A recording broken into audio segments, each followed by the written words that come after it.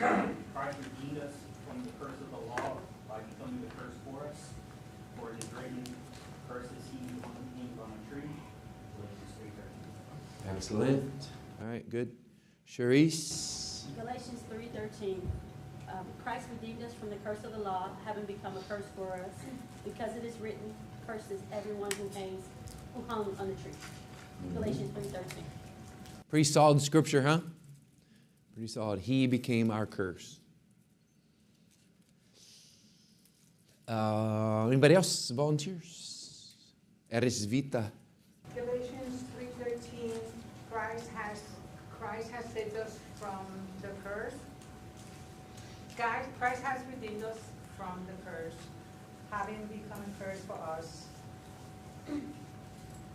For it is written, cursed is everyone who hangs on a tree. Mm-hmm. Did you forget law in your version? No. You did. I forgot it. It's Yeah, still okay. there. The curse of the law. Yeah. Like, what was I talking to yesterday? I can't remember who I was talking to. This is bad. We were talking about if you can understand. Oh, yeah. I knew who it was. He was reading Hebrews. And if you can understand generally law and grace, it helps you understand context of much of the New Testament. And I replace covenant, Old Covenant, New Testament, Old Covenant, New Covenant, Old Testament, New Testament, with the word contract. So old contract has a certain type of requirements. The old contract says you have to be perfect in order to please God. And logically, let's just stay in the old contract. In order for you to be right with God, you have to be perfect. Okay? And man obviously fails at that, but they didn't recognize it. They didn't recognize it. They didn't acknowledge it. The Ten Commandments were like kind of like, all right, God saying, dude, you need to know how lost you are. So I'm going to create a standard by which you will see that you cannot be right with me. So the law serves as a standard by which we measure ourselves and we fall short. So in that context, that framework, you can fit most of understanding Hebrews and Romans. Those are very heavy books. They're very, very dense and very heavy. And so Christ has redeemed us from the curse of the law. If you don't understand law and grace, you might miss 80, 90, 50, 60% of that verse.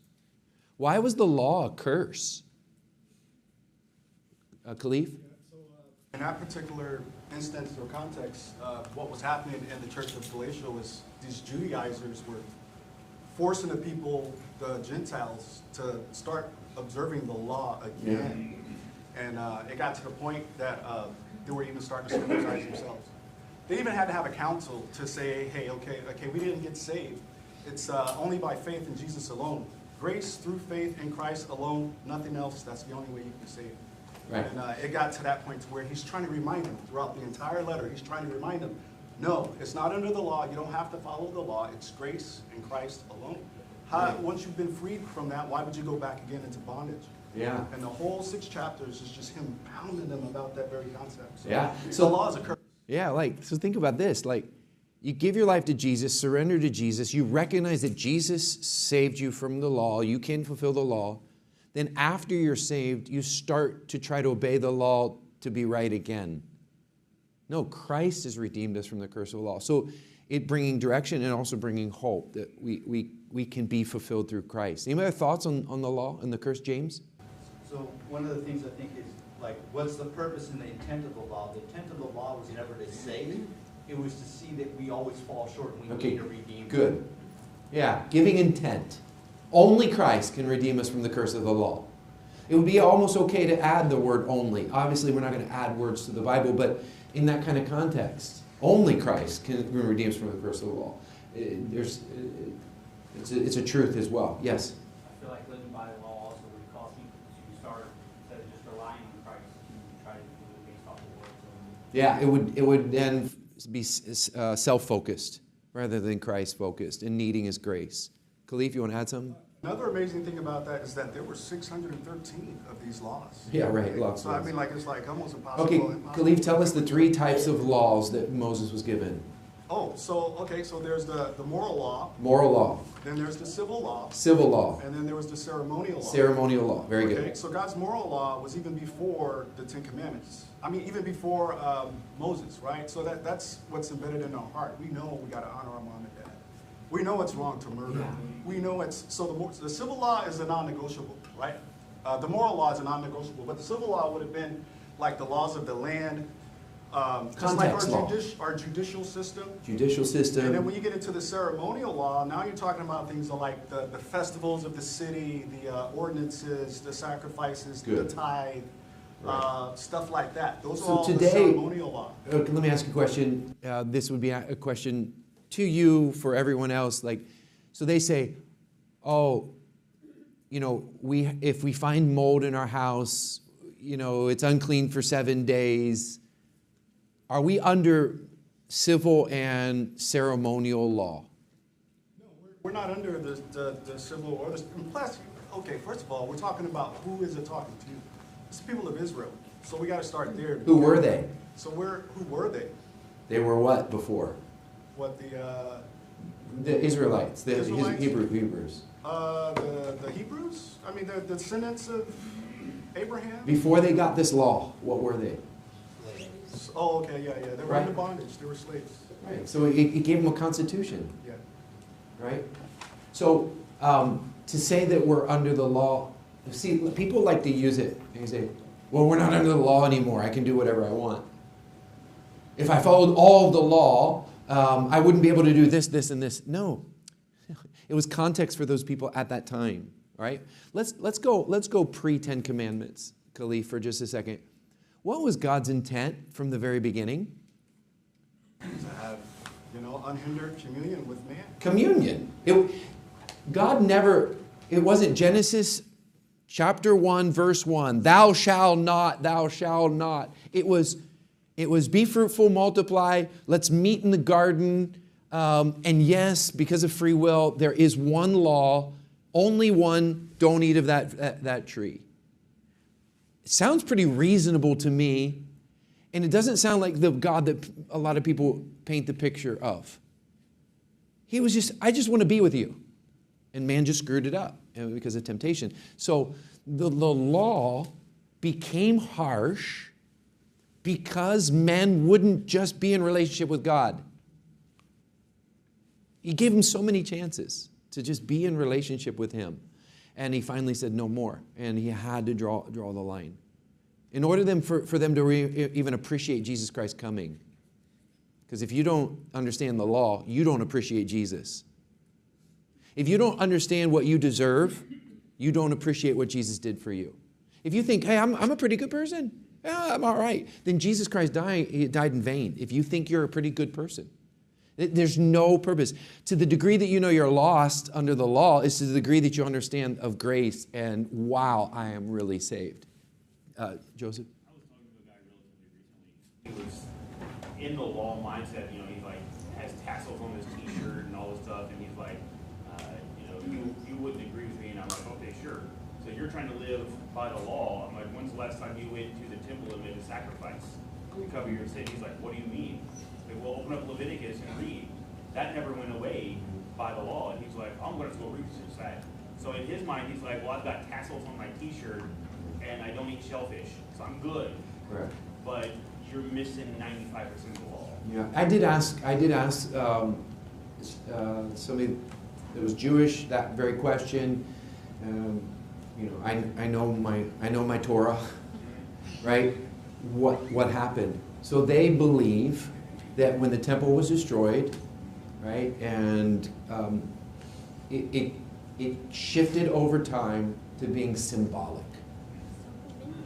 It just shifted over time to be symbolic, to fit, customs and things. So then they'd start majoring in the minor things and make you want to think, Christ was that sacrifice for the law.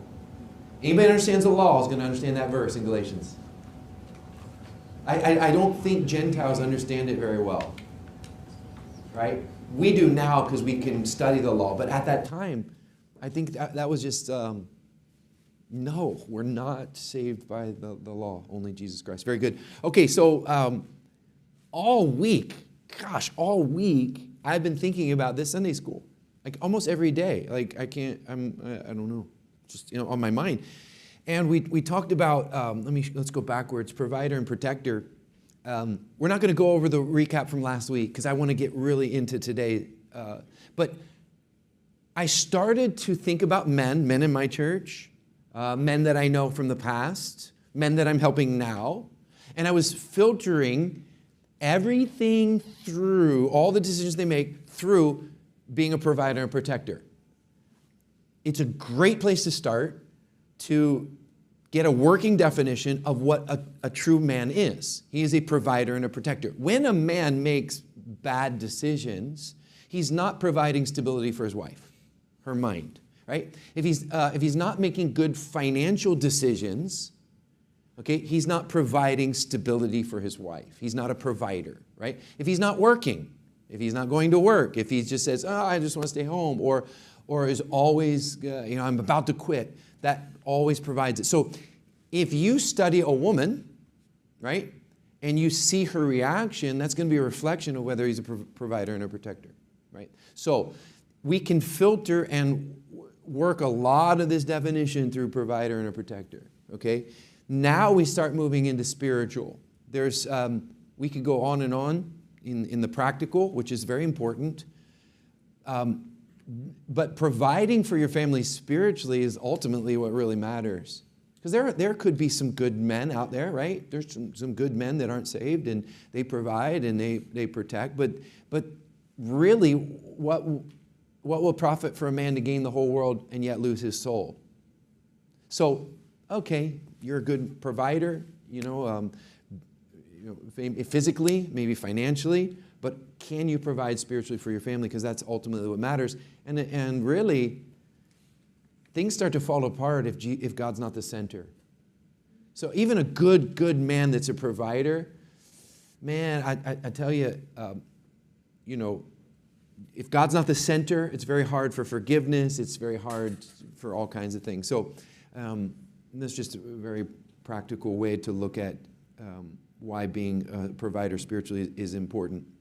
Another thought that I had is this subject's very close to my heart because I didn't grow up with a man in the home. So everything that I'm teaching, I'm learning, I'm still learning. I feel behind the curve. I feel like I didn't really start to grasp some of these things until I'm in my 30s or 40s, even after being a pastor, right? Because I didn't have that reference. How much greater would it be to have a boy grow up in a household with a man of God? How much further advanced she would be, right? I mean, that would be the whole idea here. So I want to reiterate something. I want to reiterate the fact that this isn't beat up man session. This is, hey, we're learning. And there's some realities that we have to face. We got to face these. So it's not you hear about what a man is and the woman turns and says, oh, you're not that and you're not that. That's torture to me. I was very emotional. I was very mature. Didn't have a dad to show me how to be a provider and a protector emotionally, spiritually. And so this is for learning purposes, okay? This is all for learning purposes. Today, I don't know why I chose Jacob for today. I don't know if it's subliminal. I don't know. I did think about Jesus as the last one, the ultimate.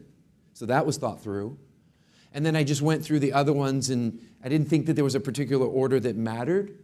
But then when I started doing the study, I realized that what a great place to start is with Jacob. Okay, so there's no novices here this morning.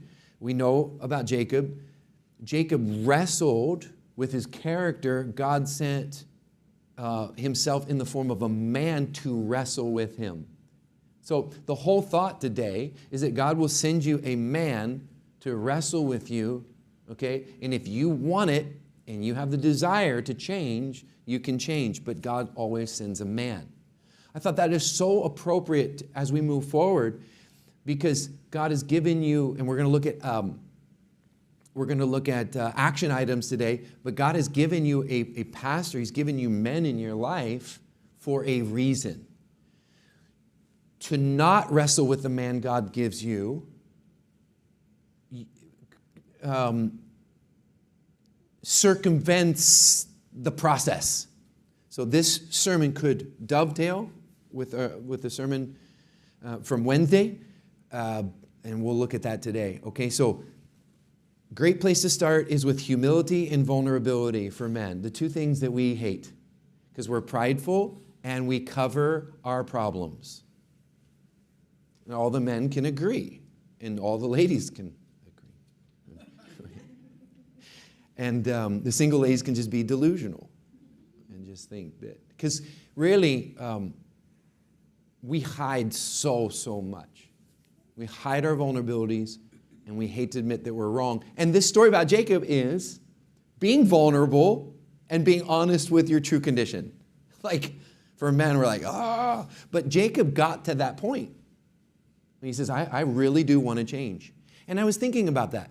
Okay, so I deal with men for a profession.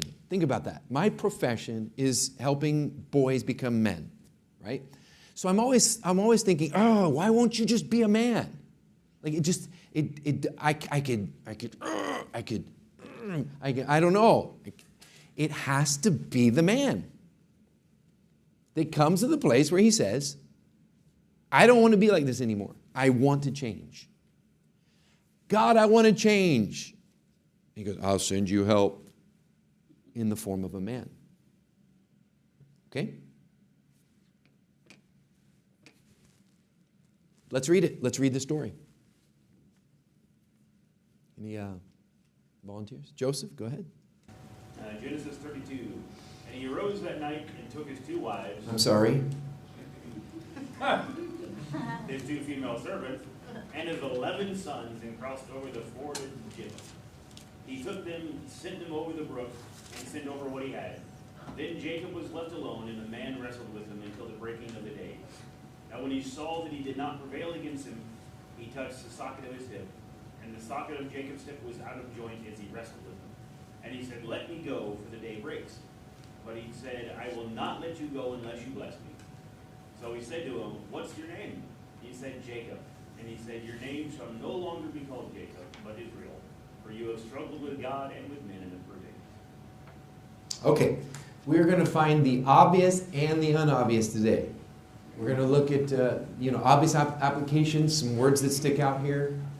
The first thing that I see is wrestling with a man, not with a woman.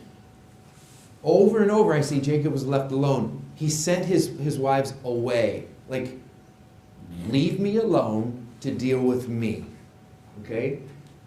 Whether he did that in a rude way or he asked them, could you kindly please give me some space so that I could wrestle with my character? I don't know if he did it like that, but this is a man that's at the end of himself. And so sometimes when ladies, you're the most frustrated with a man, he's coming to the end of himself. And he's like, why is he fighting me so much? It's because you're a reflection and you know him better. You live with him. You see his dirty laundry. And you see things that we don't care to see. And he's frustrated with himself. So I guess the lesson here, before I ask you a question, is men just don't respond very well to a woman's challenge or to a woman wrestling with him. We just don't. We've said it a million times. We're going to say it a million more. And then that's really hard for ladies to let go and let God deal with him, because you could deal with collateral damage. You could deal with things, bad decisions, financial decisions, destiny decisions. Look at Lot's wife. I mean, that was a major decision that ruined his wife. And so, man, it's hard. It would be very hard to be a woman. It would be very hard to be a woman. And all of us men here secretly know that. We just don't admit it. Because we're prideful. We got this thing, and we don't. You don't. You don't, James? Go ahead. I was thinking in context, the other part we're missing is the fact that what he's about to face. He's about to face his brother, realizing that he might be killed, or where he's going to stand with his brother. That's a huge impact on this situation. Yes, sir. He's facing a big life crisis. That is a great placeholder, okay, to the end. Oh, Perfect. Absolutely perfect. So the context is that, he cheated his brother Esau and, pretended to be somebody he wasn't, stole the birthright. So now he is at odds with his brother Esau pretty much, up to this point. And his brother wants to kill him. The family is split because of his character. So that's an obvious application. I like the word wrestle because that really does describe how men deal with issues. And it says all night. Okay, so I did wrestle for 7 years, and if anybody's done jiu-jitsu or wrestling or any kind of martial arts or whatever, 5 minutes, 10 minutes is a very, very long time. So if you proportion this, it says all night. Some men can wrestle with their character for weeks, and months, and sometimes years. I shudder to say years because I don't want that to be an excuse. But there are some men that you're just wrestling with yourself. And I have to remember, right, that there's a process, and I have to be patient, and I have to let God do the work. As much as I want to speak to them logically, every man is wrestling with their character. And we're wrestling with things that we don't like. So wrestling's a big part of this as well, okay? All right. I need to hear from you, and you can help me. I've got my list, and maybe you could have your own list, okay? I want you to think about biblical stories or biblical scriptures, okay, that deal man dealing with a man, okay? Man dealing with. I'm gonna start with one, and then it'll jog your mind, and you can begin to think, okay? It was Nathan that got in David's face and said, "You are the man. You are responsible for your sin." Had Nathan not done that to David, there's a possibility that David could have ruined himself. Right? There's a possibility. So here's Nathan, and he's in his office, and he's writing a sermon about a guy and his sheep. And he's like, David's at the pinnacle. Do I go in and confront him, or do I not? That is my dilemma as a pastor as well. If I see a man hurting himself or hurting, do I take a shot? Do I say, hey, listen, you're the man? And David did it brilliantly with a story. And he made David confess himself. It was so well done, right? God sends a man to say, you are the man. You are responsible for the condition of your home. This can happen in the pulpit through the Holy Spirit. This can happen from your brother. This can happen from your pastor. And it's very important. Any other examples? Man to man. Zach? Hopefully this actually counts, but when Elijah runs to the cave after getting the threat from Jezebel, Okay. God comes down and sends an angel to build a wall. Okay. An angel. Now I see why you say, does that count? That's an angel. Well, God calls pastors angels in Revelation. Yeah, we stretching theology and doctrine, yeah. Okay. Go ahead, Joseph. Naaman's servant, whenever he didn't want to go follow the prophet's direction to get rid of his leprosy, his servant was like, dude, what's wrong with you? He had to do something easy. Okay, very good.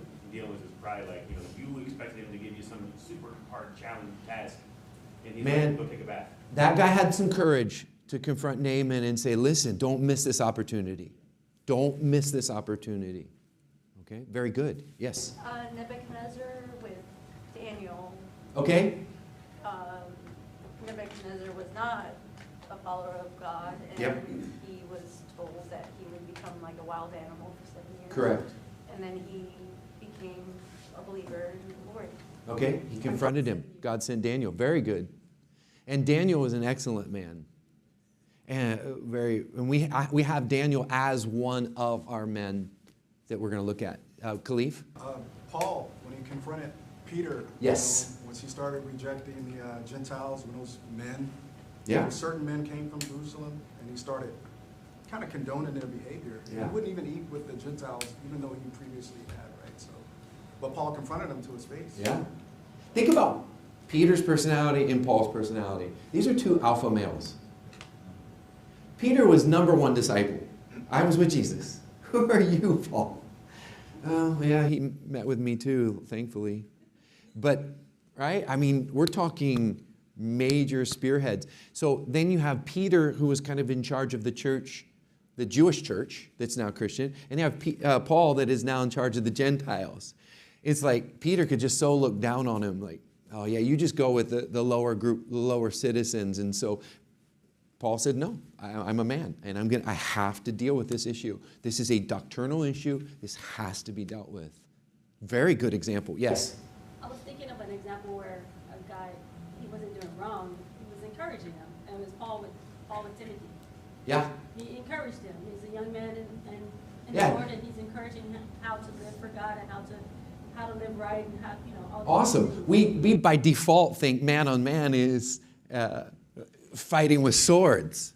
It can be encouraging. God sent Timothy, Paul, to be his pastor, to be his spiritual father. I think that is really a great point, because I would rather look at discipleship as father-son rather than wrestling against the pastor who's just trying to hold me back, or he's just exposing things, just expose things. No, if a son trusts his father, he knows that relationship is for the benefit. It's for the benefit of him, That's why I think, I don't think that pastors should yell at disciples. Okay? I've done it twice. And I felt justified. I yelled at Felipe in Brazil, and I said, I do love you! And I yelled at him. The second time, this guy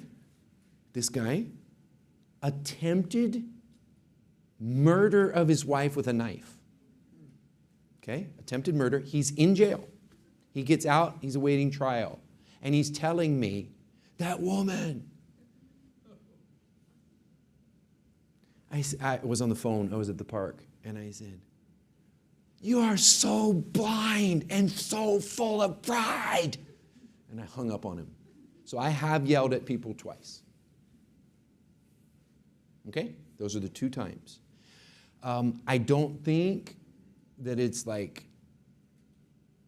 beneficial to be yelling at your disciples. Explain to them, dude, show up on time. Hey, it's gonna help you. It's gonna bless you. I just always pick on show up on time because it's just so easy to develop a man with that. Okay. All right. Any other examples? Yes.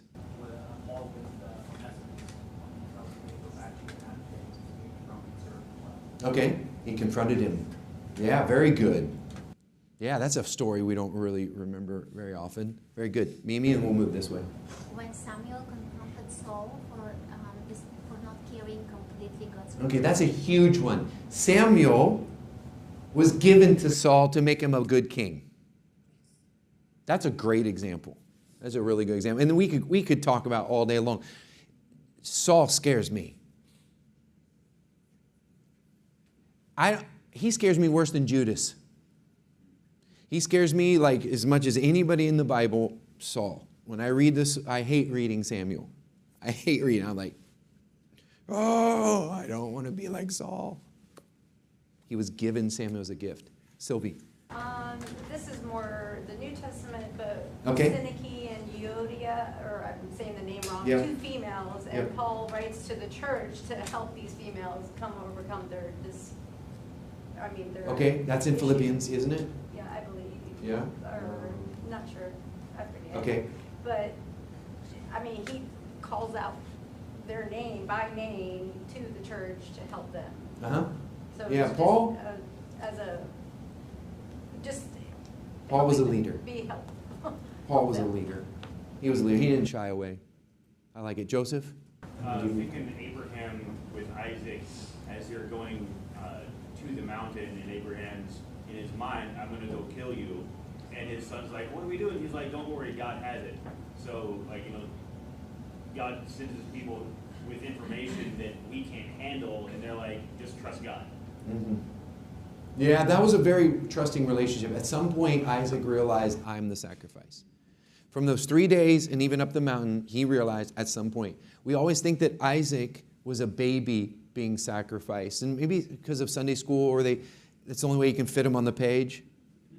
To sacrifice him is to make him a baby. This is a grown man adult that willingly sacrificed and trusts his father's direction. I mean, do you trust your pastor that much? I'm asking. I'm not inferring. I'm not making you. I'm like, I don't know. I really trust fulfilling my pastor's vision. Man, that's tough. Anybody else? James? Speaking of Samuel, when he was young, had to basically tell Eli the prophecy about him. Okay. Yeah. Yeah. Samuel and Eli. And Eli, what happened to him? Yeah. Let me go over a couple more. Jethro and Moses. Really like that story. So Moses was an overachiever. He was type A workaholic. And Jethro says, you're going to be no good to anyone.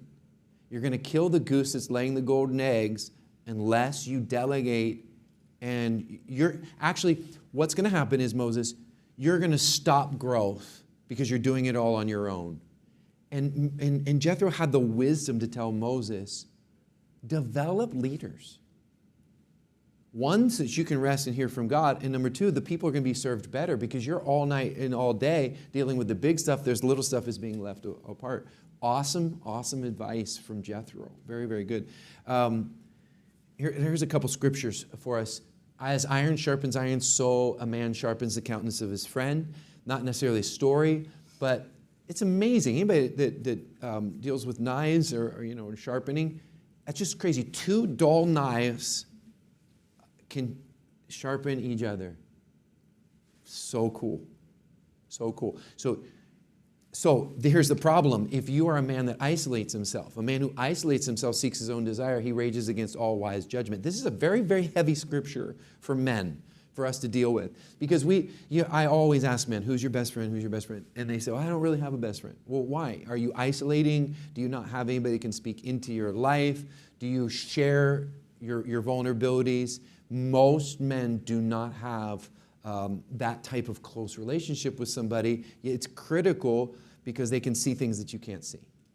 And then you rage against all wise judgment because you're just making decisions independent of any counsel, independent of anybody's point of view. That can only end bad. Right? It can only end bad. Yes, Khalif? It depends on what kind of decisions. Do you need someone to help you make all your decisions? I don't need somebody to tell me to brush my teeth. I don't need somebody to tell me that I need to pay my bills. I guess my point is, at what point is the line? Like, you do need friends to help you, right? There's got to be accountability. Yeah. And that's what, God puts pastors in our life for, Sure. the spiritual side of things, right? To always point us toward the Lord. But I mean, like, practical living life, like, okay, there's 8 billion people on the planet living life. Yeah. We're just in this, right? Like, they don't have that. Yeah. Like, telling people whether they can, Yeah, what magnitude of You might be making my point, actually. Okay, so I deal with men for a living, and myself, right? Man, Khalif,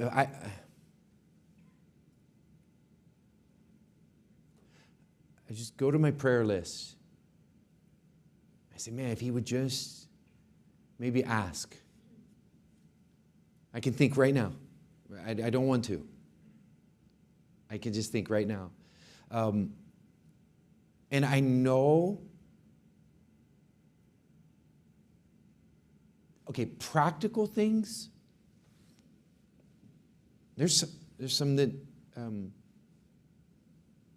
okay, I'll give you a practical one. I'm trying to think of a practical one. Manners at the table, etiquette.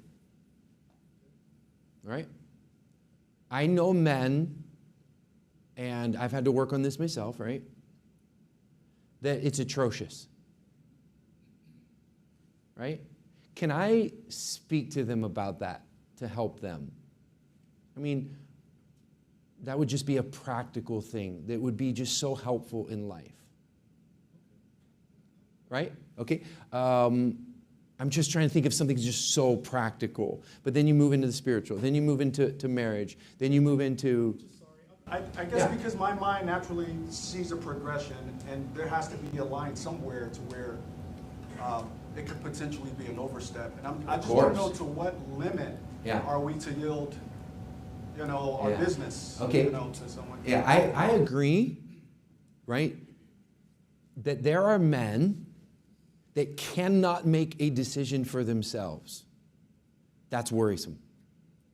They have to ask their pastor, what color. Yeah, I mean. Or maybe if we look at it from the other direction. Okay, so what is the role of maybe who they're asking? Maybe, okay, what is the pastor doing? Like, what is he supposed to do as far as within your life to guide you? Sure. Maybe there, and then you would know your limitations. Like, okay, I can go to him for this. Yeah. Rather than, okay, let him run my life, or he's... Okay, in a healthy relationship, it's very organic, and it's so natural, and it's just so healthy. When there's been abuse of authority or leadership, it screws it all up. This has to be a healthy relationship. Let's hear it. Bernice. I guess from what you're saying, Khalifa, just comes to my head, the line. I don't think with God, I feel like we can't ever make him draw like lines. Because God can do so many different things with a situation. So I battle with the word line, because that can change whenever God decides for different people for different situations. Because I think he can very nuanced. Operate, yeah, very nuanced. But I think what this speaks to me is that with isolating ourselves, it's like with the people around us in our life, some people just, they don't want anybody they don't want to, anything that we're struggling with, or decisions like life decisions or things, just some people just want to keep it close. Yeah. Because they don't really want to hear, or they don't want to either expose, be vulnerable, or hear that other point of view really. Like, because they're bucking like, I don't want nobody telling me what to do, but that's really, I think the point of this is like, you're kind of raging against wisdom versus saying, hey, I have the ability to open up and go to my pastor or someone I trust and say, hey, what do you think about this? I'm dealing with this, or I'm struggling, and I just want to, I have the ability to get other views and take that and let God kind of work that within me. And I think some people don't want to hear it. They really push like, just it's my private, personal. Yep. Yes. Just like off of what she said, getting other views, and because I think even listening to your talking on with your friends, it's you guys talking through issues, helping each other. You can disagree. It's not being told what to do. It's a friendship of talking things through. I know I need that as an accountability, and for another thing for guys, and this is just, but accountability to stay clean. A lot of guys need help to have an accountability partner to stay clean. Yeah. That's another one. My best friend does know everything about me, and it is comforting to say, hey, bro, I had to set my timer again because I'm about to explode. I'm about to, right? and we just talk it through, and it helps me see angles that I don't see on my own. It is so valuable to me that it's ridiculous, and it's moving up difficult situations. It's very, very helpful for me personally. Okay, yes? All right, well, I'm gonna put it out there now. I don't want to offend nobody, so don't take offense to it. But the way I see this, I'm looking at the scriptures, Yeah. I see the title, and, you know, you even said yourself that men hold back, they're prideful. But at what point do you step in to help that man out? Obviously, we go to church. That's a good You know, question. we have a character outside of church and church, however you want to look at it. Everybody struggles with it. But when you're men go to church, men that you know, would Yeah. like to help, men that you need help from, Yeah. that you wanna help, let's say, right? Yes. At what point do you put yourself in a tough spot to help them when they don't seem to Okay. want your help? Kind of like Nathan stepping in with David, right? Or other situations where you have to interject. Paul interjected with Peter, hey, you're off, okay? All right. This is not an easy question because of so many factors, but I'm going to tell you what I do, right? One, I pray for access to the man. I pray for it. I say, God, please make a situation happen where I can have access. If I don't have access and I see something that's wrong, let's assume I see someone making a bad decision, okay? Please, God, open a door, okay? I will believe God through preaching, that God will open them up and that there will be a presence of God that shakes them, that they would want to come and say, hey, I want some help, okay? I will try to build trust so that they can do it. Because I could just go say the truth, but, you know, as Tom Cruise says, you can't handle the truth. So what he was saying was, I could tell you all day long, you're not gonna receive it until you know that I care. So I'm building trust, I'm waiting, I'm relying on God to open them up. If I see perhaps someone that's hurting someone else, that could be a wife or kids, I have a moral obligation, I have a spiritual obligation as a pastor to interject and say, hey, man, listen, oh, you're hurting somebody. I don't want them to go too far and it be irreparable.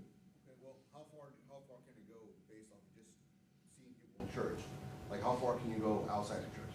Like, how do you know somebody based off of what you see in church, what you're analyzing, what you're seeing, what people are telling you based off of how people are outside of church? Like, yeah, right. Relationship and trust and building that trust with people outside of church and not just the church. Time, wouldn't time dictate?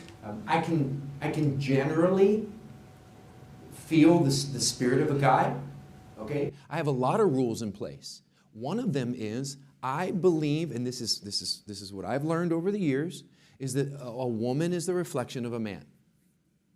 Okay, so if I want to know the condition of a man, I generally observe the woman, and she will reflect his leadership in general. This isn't, there's no absolutes here, but in general, okay? So I'm monitoring that. I'm relying on prayer. I pray for you. So I'm in the morning, I'm praying for you. And God drops things in my spirit. When I pray for all the men, God drops sermons that, you know, where our church is lacking as a body of men, right? There's many, many factors. And I think that's what would make a pastor successful or not, is him inspiring, leading, helping, and gaining the trust of his men. Okay? All right? So much easier when a man comes and say, hey, listen, I need some help. What do you think? What is your angle? Okay, it would help me help you. You. Yes. I think it comes down to personal relationship with the man. Yes. Is the core there, and it's all it depends is the answer. I don't think there's one single strategy or anything that will help you. I think you kind of understand who you're dealing with because you have a relationship with them. Yeah. and you have a certain level of trust, so you know how far you can go, or at least gauge it. Like sometimes you take risks, right? And sometimes, as Pastor says, I say this because I deal with my boys, right? So I have to understand like when is too far, you know, in correction, or how do I encourage them? Like it's a constant balance. And sure, I always worry about them, right? I want the best for them. So I see it as a father-son type of relationship at some point, and then you know, having friends too. If I see somebody isolated, like, you know, kids, there's something wrong, right? So I will make it out of my way to get closer to them, hang out with them, do whatever, and try to figure out what's wrong. That's a great point. So it was a desire for a relationship. Let's get personal for a second. I've only been the pastor of the church for a little over 2 years. And that's not a long time, actually. And it just takes time to build the bond. When you're pioneering, think about this. A person comes back after they get saved because they generally like the pastor and trust the pastor. So there is the element of salvation, but it's also, hey, I like this guy. I can trust his lead from the beginning. So men only come back because they like the pastor and like the pastor's wife, and they like the vibe, right? Well, I come in, you keep coming to church because you're just good Christians. You don't necessarily like me or trust me at this point. So it would take a lot of time and love and effort and patience to work through things to gain your trust.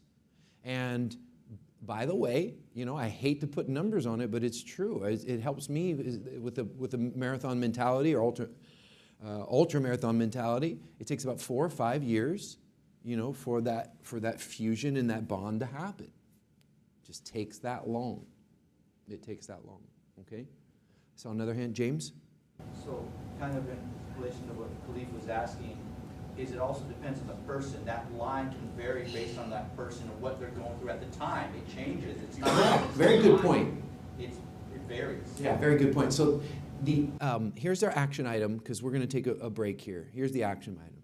Okay, and this is what I came up with in my study, writing this down. I said, I am your pastor, okay, because God placed you here.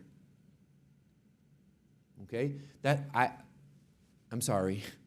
Do I have to apologize? I don't know. You might not. I don't know. But it is what it is. I'm your pastor. Okay. So, So here's your action item. Open up to your pastor and just tell him where you are, if you so choose. If you so accept the challenge, just open up and just tell him where you are. Okay. And that's it. Amen. 10:30. God.